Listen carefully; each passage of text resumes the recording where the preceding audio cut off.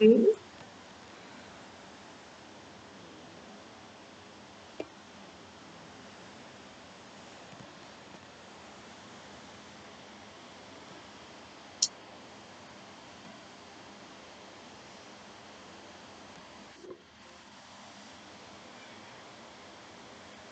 What if you were in the kitchen cooking dinner and you hear pow, pow, pow?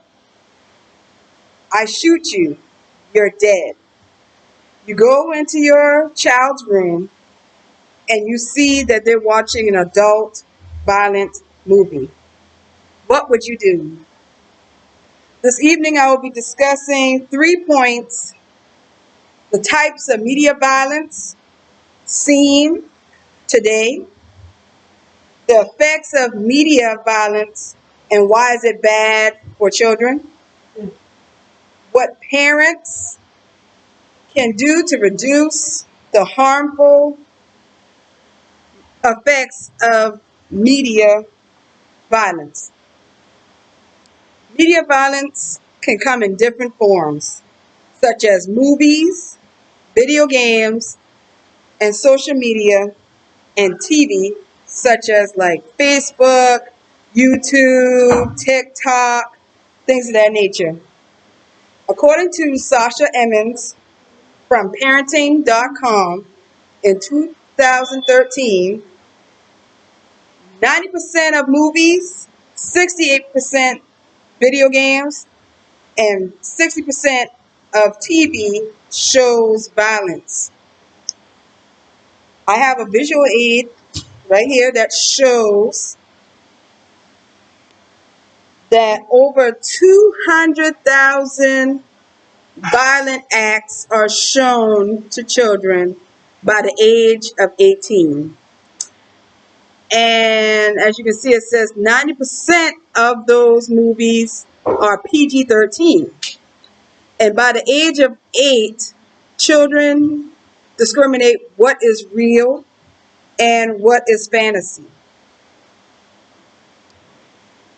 The viewing of media violence can be harmful for their well being. When children view violence on certain media forms, the effects can be damaging. Children are likely to become obese or overweight. Children are likely to be more aggressive. They tend to fear the world to be scary. And they participate in adult activities such as smoking or drinking.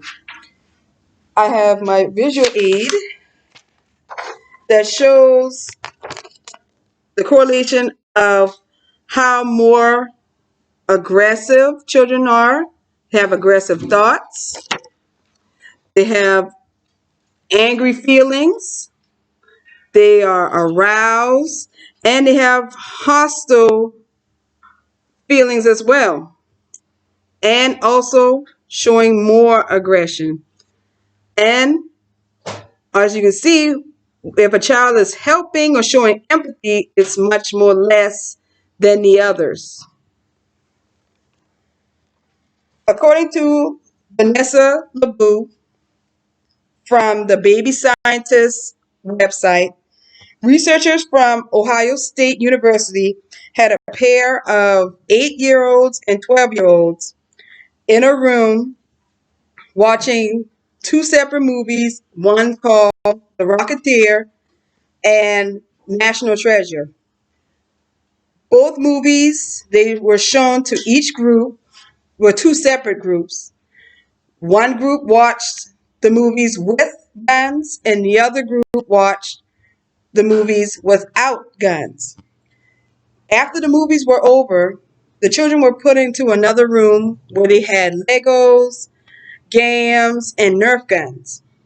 And as researchers thought, the children that watched the movies that had guns were more aggressive than the children that watched the movies without the guns and other weapons. With all this access to the media and how harmful it can be to children, parents can prevent to help their children be proactive by not showing the media violence. And there are ways that parents can protect them from it, like paying attention to what they are watching, changing the channel on or the video on their tablet. Contact the parent of the child's peers. They can do something family oriented outside of the home. And they can communicate with their child to let them know what's right and what's wrong. Or this is not real, this is fantasy. In conclusion, media violence is bad for children. And if we as adults, parents, and guardians do not get control over it, it could be harmful towards a child's development. Thank you.